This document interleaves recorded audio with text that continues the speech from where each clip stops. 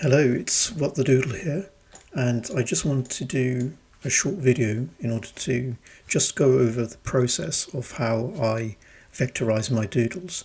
Now, of course, I'm completely learning, and a lot of this stuff is new to me, so it's not really really a tutorial. It's simply my process of how I currently do things. Now, of course, over time, I suspect my process will improve as I learn more things and as I become more adept at using the tools. And so, therefore, it's most likely the process that I use now will look vastly different to the process that I use later on. But I thought I would do a short video, so it's a form of self documentation, I guess.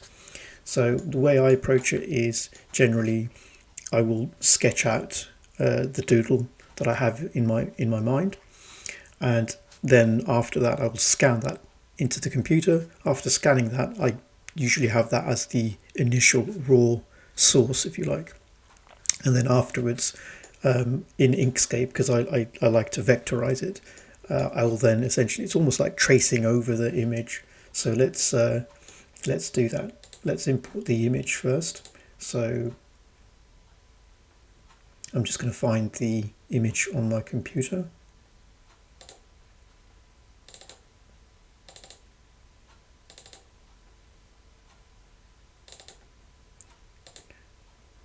Okay, so now we've got the image imported into Inkscape. Now, one of the things I tend to do is I will essentially name my layers, because it's very good to work in layers because you can place everything and control it in isolation. And this is a reference image, so I usually call this ref, for example. Now what I'll do is I will adjust it. Now one thing I do is press the shift button, because I can then scale this. Hang on, let me undo that, sorry, apologies. Control button, I should say, sorry. Not the shift, by the way, it's the control button. I always forget those two. And essentially, if you press down the control button, when you resize it, it will keep the aspect ratio. Of course, if you don't press the control button, then it will mess up the aspect ratio. And we wish to keep the aspect ratio exactly as is. So now that I've got this scaled up in a position that I like, we can then lock down this. We can lock down this layer. So now we can actually begin adding our actual or starting the vectorization. So I'm going to create a new layer, and let's call this Ferris, which is the character we're trying to vectorize. So now we've got our layer. I can just sort of close that down. We don't need to see that. And it's pretty simple. We can essentially trace over. Now, one thing here, obviously we can't see the layer below, so what I'll do is I'll change the opacity here, so I'll knock that down a little bit. Okay, maybe 40% or so. That's probably fine. Probably let's bring that down a little bit more. Okay, so we've got the transparency or the opacity locked down, so we can actually see we can see the layer below. And now we can make our adjustments, and essentially it is simply like tracing, really. So it doesn't have to be super accurate. It's just enough to be just so that it follows generally. It just follows generally. It's you take your artistic license, and these things are not like CAD. It's just an approximation. So until it sort of looks right. So again, let's make these final adjustments and tweaks. I think I could probably expand it a little bit.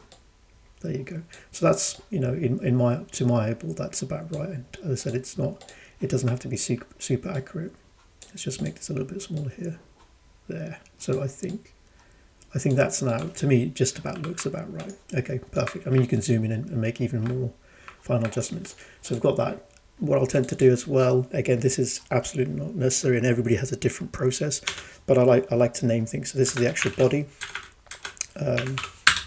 And it's just easier, because then you can, once you have that naming, it's easier to go to specific elements. So now I'm going to create these spikes.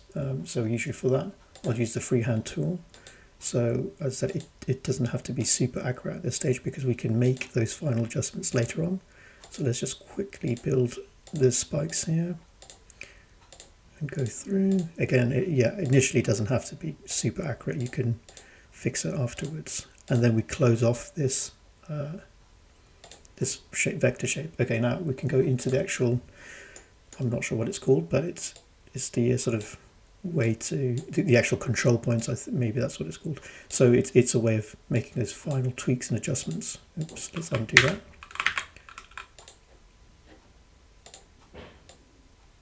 Yep.